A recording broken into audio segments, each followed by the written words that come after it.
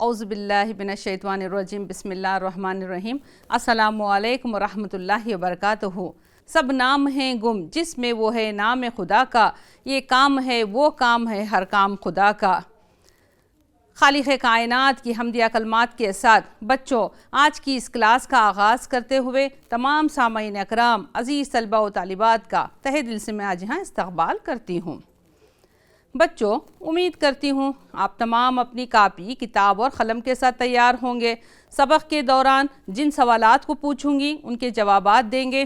آگے جہاں کہیں مشکل الفاظ آئیں گے آپ اس کے معنی غور سے لکھیں گے انشاءاللہ۔ چلیے آج میں آپ کو نوبہار ادب زبان اول اردو 10ویں جماعت سے ایک نیا سبق لینے والی ہوں جس کا نام ہے طوطئ ہند امیر خسرو۔ یہ ایک نصابی کمیٹی سے دیا ہوا ایک مضمون ہے۔ چلیے آج ہم اس کے بارے میں تفصیل سے معلومات حاصل کرتے ہیں۔ بچوں سب سے پہلے ہم اس کے اہم نکات دیکھیں گے۔ اسے ہم 2 حصوں میں تقسیم کر چکے ہیں۔ اسے حصے اول کے اہم نکات یہ ہیں: امیر خسرو کا تعارف پڑھیں گے، پھر ابتدائی زندگی کے حالات کے بارے میں معلوم کریں گے، آپ نے موسیقی کی دنیا میں کیا کیا ایجادات کیے ہیں، مشقی سوالات بھی پوچھوں گی، ایک لفظ میں جواب دیجئے، اس طرح کی ایک سرگرمی بھی ہم کریں گے۔ اسی کے ساتھ ساتھ 3-6 جملوں کے جوابات کو بھی ہم حل کریں گے انشاءاللہ۔ درمیان میں آپ کو مشق کے دوران ہی الفاظ و معنی، چند مرکبات اور ازداد، کہاوتیں وغیرہ ہم دہرائیں گے۔ معروضی سوالات، سرگرمیاں اور گھر کا کام بھی میں دینے والی ہوں۔ چلیے بچوں آگے بڑھتے ہوئے سب سے پہلے ہم سبق کو پڑھ لیتے ہیں۔ غور سے سماعت فرمائیں، اس کے لیے آپ کو صفحہ نمبر 104 پر آنا ہے۔ چلیے بچوں اپنی اپنی کاپیاں کتابیں نکالیں، نکال کر صفحہ نمبر 104 پر آ جائیں۔ طوطئ ہند امیر خسرو کسی بھی ملک کی تاریخ سلاطین کے فتوحات اور ان کے فلاحی کاموں کے علاوہ مذہبی رہنماؤں اور فنکاروں کے کارناموں کے ذکر سے مکمل ہوتی ہے۔ ان نیک اور روشن خیال ہستیوں کے کندھوں پر حکمرانوں اور بھٹکے ہوئے عوام کو دین و دنیا کی حقیقت سے آگاہ کرنے کی ذمہ داری ہوتی ہے۔ حضرت امیر خسرو کا شمار ایسے ہی نایاب ہستیوں میں ہوتا ہے۔ وہ ہمہ جہت شخصیت کے مالک تھے۔ وہ باکمال شاعر، اعلیٰ پایے کے موسیقار اور جانثار مرید، سچے وطن پرست اور نیک طنیت انسان تھے۔ ان کا نام ابو الحسین یمین الدین خسرو، وہ امیر سیف الدین کی دوسری اولاد تھے۔ آگے چل کر امیر خسرو کے نام سے مشہور ہوئے۔ وہ 1254 سنہ عیسوی بمطابق 651 ہجری بمقام مومن پورہ ضلع ایٹا اتر پردیش میں پیدا ہوئے۔ ان کے والد ترک تھے اور ان کا تعلق ہزارہ قبیلے سے تھا۔ وہ دربار شاہی سے وابستہ تھے۔ کہتے ہیں کہ خسرو جب پیدا ہوئے تو ان کے والد انہیں کپڑے میں لپیٹ کر ایک مرد درویش کی خانقاہ میں لے گئے۔ انہوں نے بچے کو دیکھتے ہی فرمایا، تم میرے پاس ایسے کو لائے ہو جو خاقانی سے 2 قدم آگے ہوگا۔ اس مرد درویش نے ننھے بچے کی پیشانی پر لکھی عبارت پڑھ لی تھی: ہونہار بروا کے چکنے چکنے پات۔ خسرو بچپن ہی سے بلا کے ذہین تھے۔ والدین نے ان کے لیے تعلیم و تربیت کا معقول انتظام کیا تھا۔ انہوں نے کم عمری میں خطاطی کا فن سیکھا تھا، پھر شعر و شاعری کی جانب راغب ہوئے۔ وہ خوش الحان تھے۔ ایک دفعہ ان کے استاد خواجہ سعید الدین اپنے شاگرد کے ہمراہ مشہور عالم خواجہ عزیز الدین کی محفل میں پہنچے۔ خسرو کا تعارف کرایا اور کہا، یہ بچہ شعر بڑے اچھے ترنم سے پڑھتا ہے۔ یہ سن کر مولوی صاحب نے ایک کتاب خسرو کے حوالے کی اور چند اشعار پڑھنے کی فرمائش کی۔ خسرو نے ترنم سے اشعار سنائے جس پر وہ بے حد خوش ہوئے۔ استاد کے اصرار پر ان کی شعری صلاحیت کا امتحان لیا گیا۔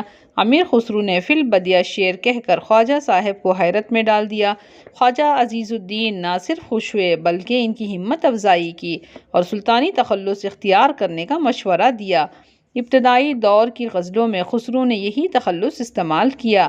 آخر وہ دن بھی آیا جب خسرو کا نام شاعر کی حیثیت سے چاروں طرف گونجنے لگا۔ یوں اس مرد درویش کی پیشن گوئی سچ ثابت ہوئی۔ حضرت امیر خسرو کی شعری صلاحیتیں پروان چڑھ رہی تھیں کہ ان پر پہاڑ ٹوٹ پڑا۔ ان کے والد منگولوں سے لڑتے ہوئے شہید ہوئے۔ والد کی بے وقت موت نے انہیں غمزدہ کر دیا، لیکن نانا عماد الملک نے ان کی پذیرائی کی۔ نانا کے انتقال کے بعد پھر وہ ناامیدی کا شکار ہو گئے۔ آخر کار ان کی ذہانت و صلاحیت نے انہیں دربار تک پہنچا دیا۔ خصوصاً علاء الدین خلجی کے دور میں انہیں اپنی شاعرانہ صلاحیتوں کے اظہار کا بھرپور موقع نصیب ہوا۔ ان کے کلام کی مقبولیت کا یہ عالم تھا کہ درباری موسیقار اور رقاصائیں ان کی غزلیں گایا کرتی تھیں اور ہر شخص ان کے کلام سے لطف اندوز ہوتا تھا۔ امیر خسرو نے بادشاہوں کی مداح میں قصیدے لکھے اور ان کی فرمائش پر مثنوی بھی لکھی۔ علاء الدین خلجی کے بیٹے مبارک شاہ خلجی کی فرمائش پر ایک مثنوی نہے سپر لکھی، جس کی تکمیل پر بادشاہ نے انہیں ہاتھی کے ہم وزن سونا دینے کا وعدہ کیا تھا۔ بادشاہ نے وعدہ پورا کیا، لیکن انعام کی حقیقت کسی کو معلوم نہ ہو سکی۔ خسرو کہتے ہیں، مبارک بادشاہ نے ایسا انعام دیا جو اس سے پہلے کسی بادشاہ نے نہیں دیا تھا۔ امیر خسرو مقبول و معروف شاعر کے علاوہ فن موسیقی کے ماہر تھے۔ انہوں نے فن موسیقی میں نہ صرف مہارت حاصل کی بلکہ اس میں نئی نئی ایجادات بھی کیں۔ ہندوستانی اور ایرانی موسیقی کے امتزاج سے نئے سر ایجاد کیے، اس لیے وہ مختلف سروں کے موجد کہلائے۔ کہا جاتا ہے کہ قوالی کی موجودہ طرز انہی کی ایجاد ہے۔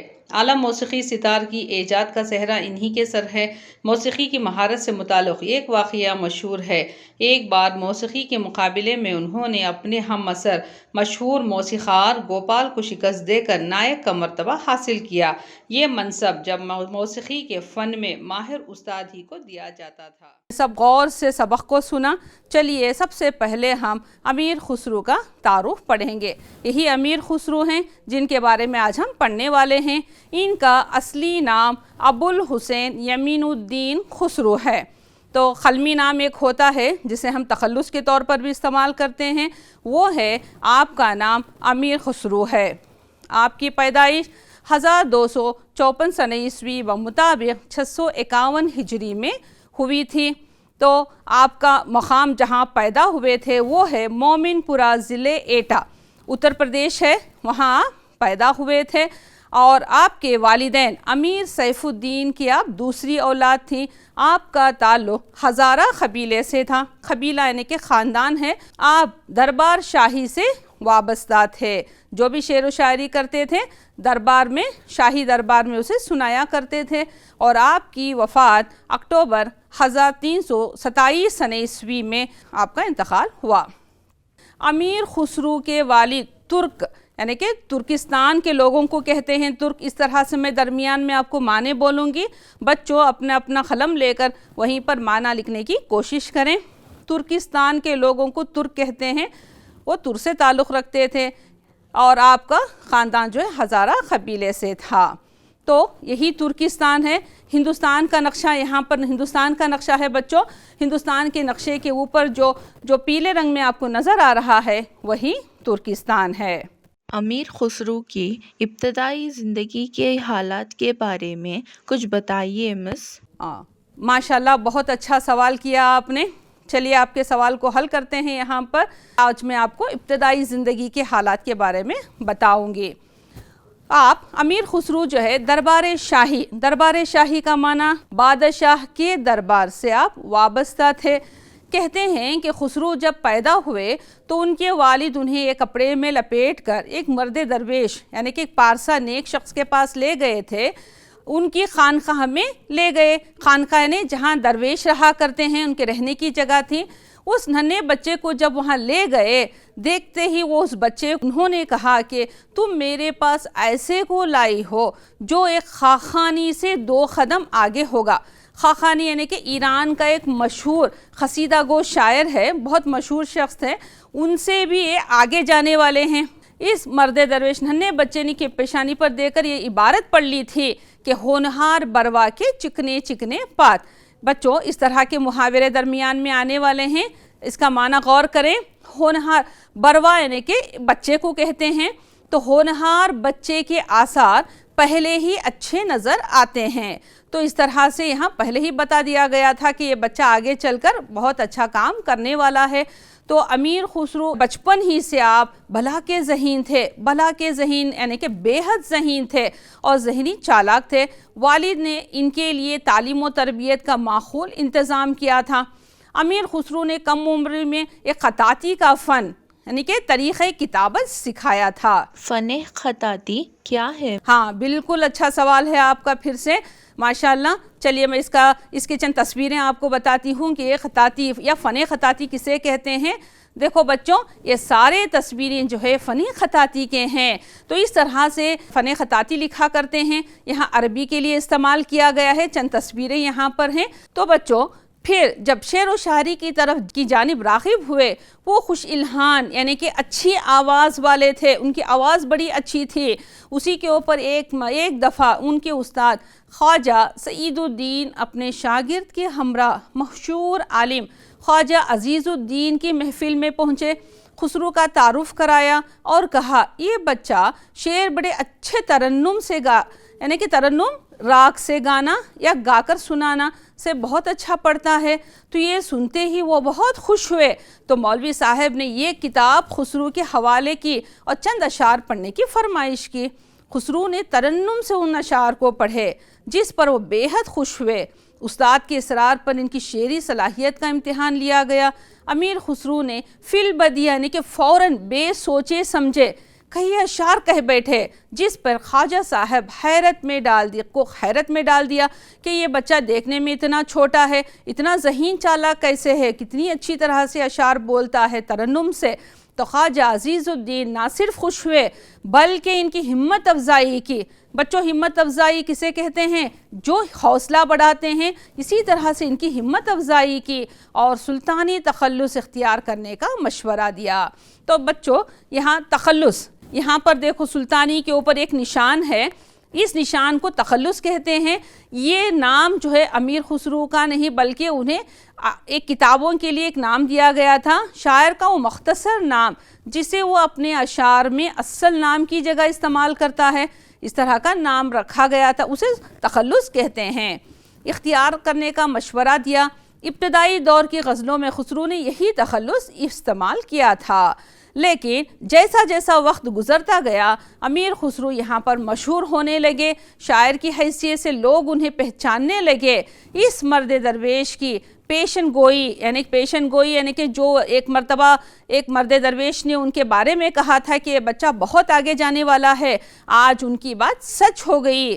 تو یعنی کہ پیشن گوئی کسی بات کے پہلے ہی اس کی خبر مل جانا، آج وہ بات سچ ثابت ہوئی اور امیر خسرو کی شعری صلاحیت پروان چڑھنے لگی۔ لیکن یہاں خوشی کا دور شروع ہوا ہی تھا کہ ایک بہت بڑا پہاڑ ٹوٹ پڑا، ان کی زندگی میں ایک بڑی مصیبتیں آنے والی تھیں۔ ان کے والد صاحب جو منگولوں ایک جگہ کا نام ہے، منگولیا کے لوگوں کو ہم منگولوں کہتے ہیں۔ تو منگولیا ایک جگہ ہے بچوں، یہاں پر یہ ہندوستان ہے، ہندوستان کے جو اوپر ہے یہ جو ہے چین ہے، چین کے اوپر برابر سے یہ جو لال میں دکھائی دے رہا ہے آپ کو، یہ منگولیا ہے۔ تو منگولیا کے لوگوں سے لڑتے لڑتے جو ہے امیر خسرو کے والد یہاں شہید ہو گئے۔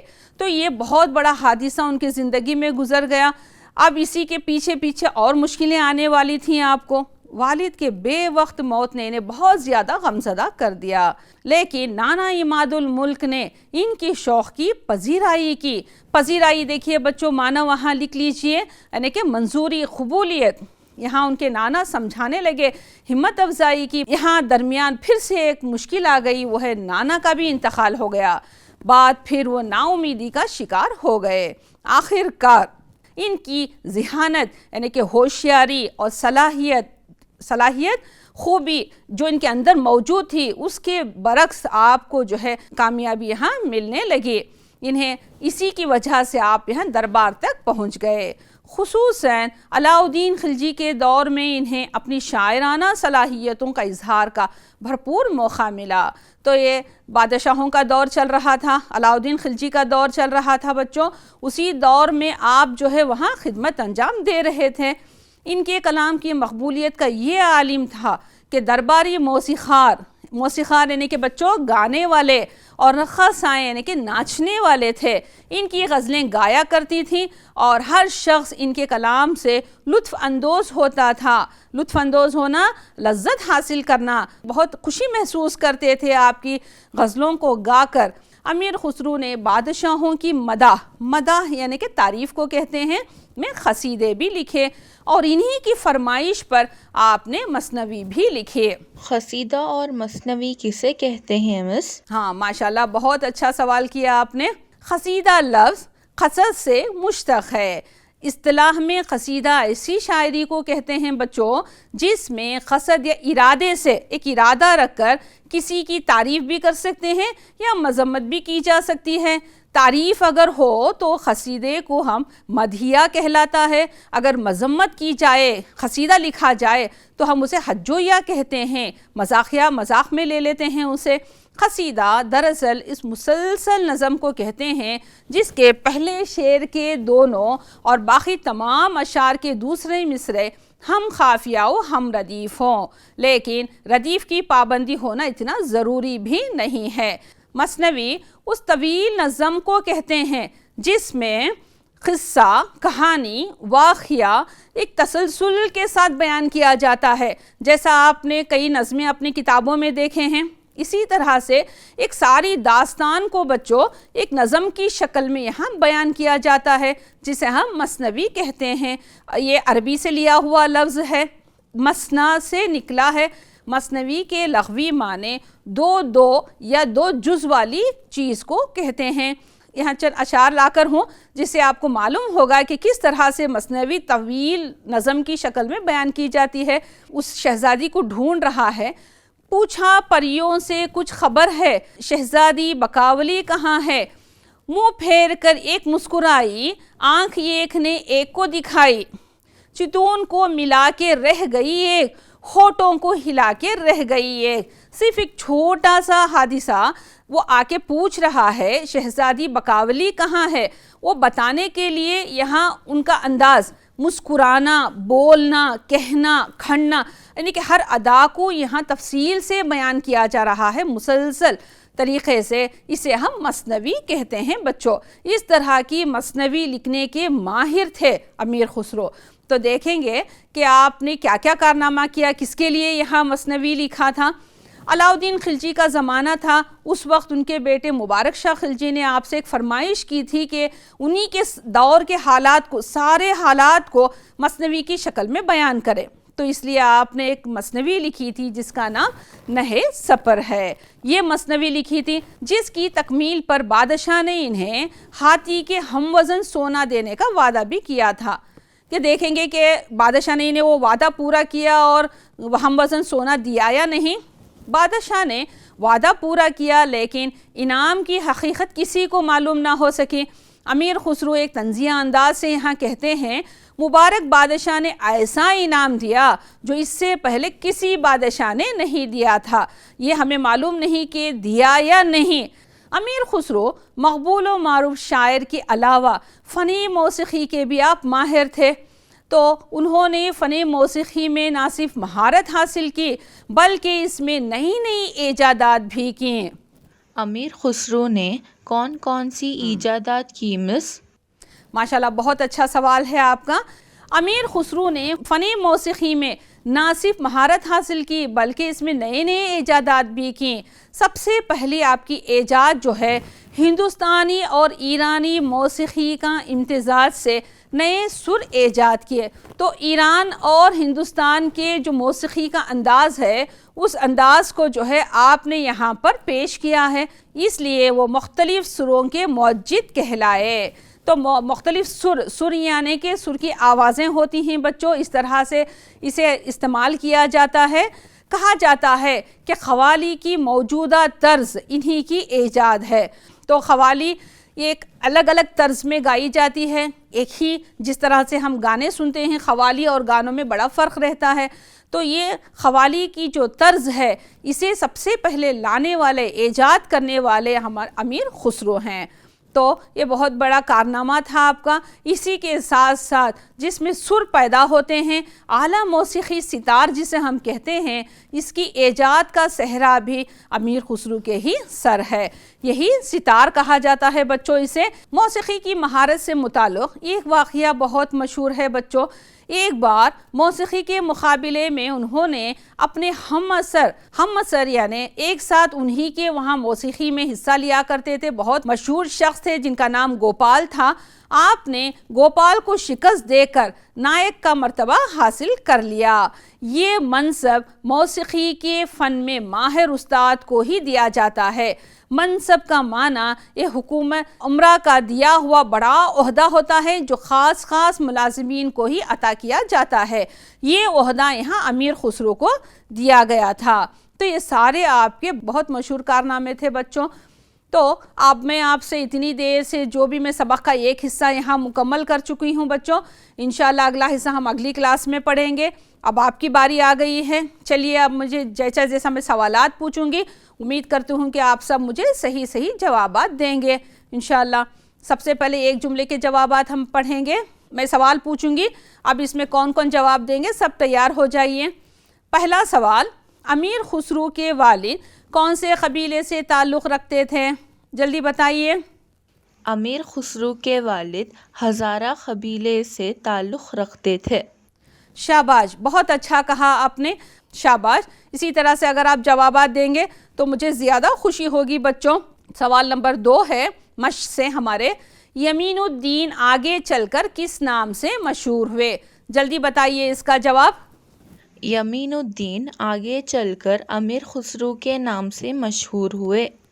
ہاں بالکل صحیح کہا. تیسرا سوال، مرد درویش نے خسرو کو دیکھ کر کیا کہا؟ ہاں اب اس کا جواب کون دیں گے؟ تم میرے پاس ایسے کو لائے ہو جو خاقانی سے 2 قدم آگے ہوگا. ہاں یہ بھی صحیح جواب. یہاں مرد درویش ان کے والد سے کہا، ہاں تم میرے پاس ایسے کو لائے ہو. یہاں سے آپ نے صحیح کہا تھا. جو خاقانی یعنی کہ ایران کا ایک مشہور شاعر ہے، اسے 2 قدم آگے ہوگا. سوال نمبر 4، خسرو نے کم عمری میں کون سا فن سیکھا؟ امیر خسرو نے کم عمری میں فن خطاطی اور فن موسیقی سیکھا. ہاں بالکل صحیح جواب. یہ بھی صحیح جواب ہے آپ کا، شاباش. امیر خسرو نے ابتدا میں کیا تخلص اختیار کیا؟ امیر خسرو نے ابتدا میں سلطانی تخلص اختیار کیا. ہاں یہ بھی صحیح جواب کہا. مبارک شاہ نے مثنوی لکھنے پر خسرو کو انعام میں دینے کا وعدہ کیا کیا تھا؟ چلیے اب اس کا جواب بتائیے. ہاتھی کا ہم وزن سونا دینے کا وعدہ کیا. ہاں بالکل صحیح کہا. اگلا سوال، شاباش، بہت اچھے جوابات آپ دے رہے ہیں. ہاں اسی طرح کوشش کیجئے. موسیقی کے مقابلے میں خسرو نے کس کو شکست دی؟ موسیقار گوپال کو شکست دی. ہاں شاباش، ویری گڈ. اگلا سوال، خسرو کی شعری صلاحیتوں کا کس طرح امتحان لیا گیا؟ یہ 3 یا 4 جملوں کے جوابات میں سے ہیں بچوں. اس کے جوابات میں آپ کو بتا دوں گی کس طرح سے لکھنا ہے جملے بنا کر. ایک جملے کے جوابات آپ کو سمجھ میں آ گیا. اب یہاں 2 سے 3 جملے جمع کر کس طرح سے لکھا جاتا ہے، چلیے میں آپ کو بتاتی ہوں. مشہور اور عالم دین خواجہ عزیز الدین نے فی البدیہ اشعار کہنے کو کہا. امیر خسرو نے جب اشعار سنائے تو خواجہ صاحب حیران رہ گئے اور خسرو کی صلاحیتوں کی داد دی. تو اس طرح سے آپ کو 2 جملے ملا کر لکھنا ہے. امیر خسرو کو ابتدائی زندگی میں مصیبتوں کا سامنا کیوں کرنا پڑا؟ اس کا جواب میں ہی بتاؤں گی آپ کو. امیر خسرو پر بچپن ہی میں مصیبتوں کا پہاڑ ٹوٹ پڑا کیونکہ ان کے والد منگولوں سے لڑتے شہید ہو گئے. والد کی بے وقت موت سے سنبھل بھی نہ پائے تھے کہ ان کے نانا بھی چل بسے. پھر امیر خسرو نا امیدی کا شکار ہو گئے. تو اس طرح سے 2-3 جملے جمانا ہے آپ کو. موسیقی کی دنیا میں امیر خسرو کی ایجاد کیا تھیں؟ موسیقی کی دنیا میں امیر خسرو کی ایجادات تھیں جیسا ابھی ہم نے دیکھا تھا. ہندوستانی اور ایرانی موسیقی کے امتزاج سے نئے سر ایجاد کیے، اس لیے وہ مختلف سروں کے موجد کہلائے. قوالی کی موجودہ طرز انہی کی ایجاد ہے. اعلیٰ موسیقی ستار کی ایجاد بھی کی.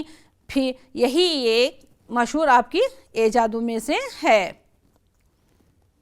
اب 6-7 جملوں میں جواب، یہ تھوڑا تفصیل سے جواب ہوگا بچوں۔ یہاں آپ کو آپ کی شاعرانہ اور فنکارانہ صلاحیتوں کو بھی دکھانا ہے۔ آپ کو دیکھیں گے کہ آپ کی شاعرانہ اور فنکارانہ صلاحیتیں کیا ہیں۔ امیر خسرو بچپن ہی سے شعر و شاعری سے راغب تھے۔ ایک دفعہ ان کے استاد خواجہ سعید الدین اپنے شاگرد کے ہمراہ مشہور عالم خواجہ عزیز الدین کے دربار میں پہنچے اور کہا یہ بچہ شعر بڑے اچھے ترنم سے پڑھتا ہے، تو انہوں نے خسرو سے چند اشعار سننے کی خواہش کی۔ جب انہوں نے ترنم سے اشعار پڑھے تو بہت خوش ہوئے، اور جب خسرو نے فی البدیہ چند اشعار کہے تو حیرت میں پڑ گئے کہ انہیں سلطانی تخلص اختیار کرنے کا مشورہ بھی دیا۔ اس کے بعد شعر و سخن کی صلاحیتیں پروان چڑھتی گئیں۔ دیکھو بچوں، اس طرح سے آپ کو جواب تھوڑا بڑا کر تفصیل سے لکھنا ہے۔ چلیے، اتنی دیر سے سبق بھی سنا آپ نے، جو میں نے پڑھایا اس پر بھی غور کیا ہے۔ اب میں آپ کو چند متعلقہ بیان سناؤں گی، اس کے اندر سوال ہوگا۔ ایک سوال میں یہاں میں 3 آپ کو اسی سے تعلق رکھنے والے جوابات بتاؤں گی۔ صحیح جملہ آپ کو جو سبق میں موجود ہے اس کو پہچان کر مجھے بتانا ہے۔ دیکھیں گے اب اس کے لیے تیار ہیں، کون کون تیار ہیں اس کے لیے۔ امیر خسرو نے فی البدیہ شعر کہہ کر خواجہ صاحب کو حیرت میں ڈال دیا، کیونکہ کیا وہ ذہین تھے، بچپن سے ہی ان میں شعری صلاحیت موجود تھی، یا وہ نڈر تھے؟ چلیے بتائیے اس کا جواب۔ بچپن سے ہی ان میں شعری صلاحیت موجود تھی۔ ہاں بالکل صحیح کہا، اس کا جواب آپ نے صحیح بتایا۔ کہاوت کسے کہتے ہیں جس میں امیر خسرو بہت مشہور تھے؟ کسی زبان کا ایسا جملہ قول یا فقرہ کہاوت کہلاتا ہے جس سے انسانی زندگی کے تجربوں کا اظہار ہوتا ہے۔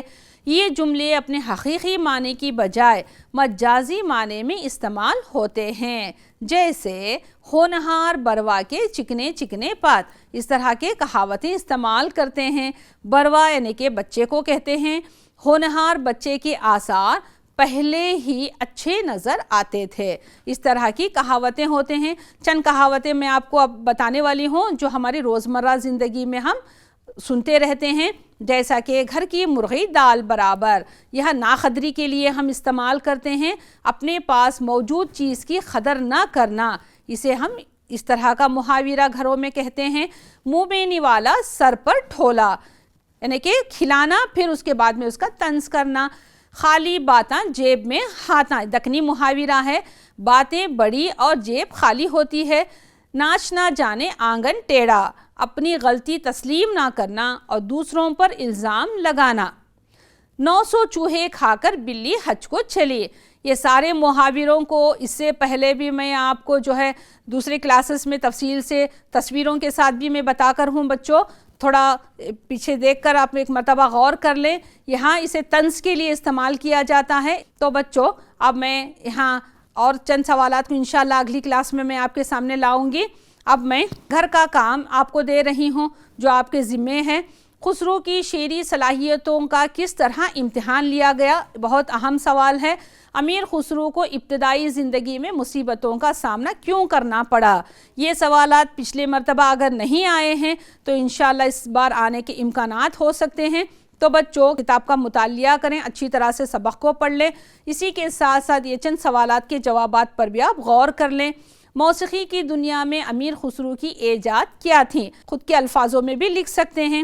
ابھی ہم نے چند کہاوتیں سنی تھیں، پڑھے تھے، اسے آپ کیا کریں، اپنے دادی نانی یا کوئی بڑے بزرگ جو آپ کے پڑوس میں موجود رہتے ہیں، رشتہ دار رہتے ہیں، آپ ان سے رابطہ کریں اور ان سے چند کہاوتیں اکٹھا کریں۔ ان کی عادت رہتی ہے کہ باتوں باتوں میں کئی کہاوتیں کہتے ہیں بچوں، کہاوتیں اکٹھا کریں، کر جو ہے اپنے استاد کو دے اور اسے درست کرائیں۔ انشاءاللہ یہ آپ کے لیے ایک سرگرمی کی شکل بھی ہوگی۔ تو بچوں امید کرتی ہوں کہ آپ کو پہلی نشست سمجھ میں آ گئی ہے۔ اگلی کلاس میں ہم جو ہے اسی کا دوسرا حصہ ہے سبق کا، انشاءاللہ ہم اسے آگے پڑھیں گے۔ تو آج مجھے یہاں آج کی اس پہلی نشست کو مکمل کرنے کا موقع ملا، تو تمام بچوں میں امید کرتی ہوں کہ آپ سب اسے غور کریں گے، اگلی کلاس کا انتظار کریں گے انشاءاللہ۔ تب تک کے لیے سب اپنا خیال رکھیں، خاص دعا میں یاد رکھیں۔ شکریہ۔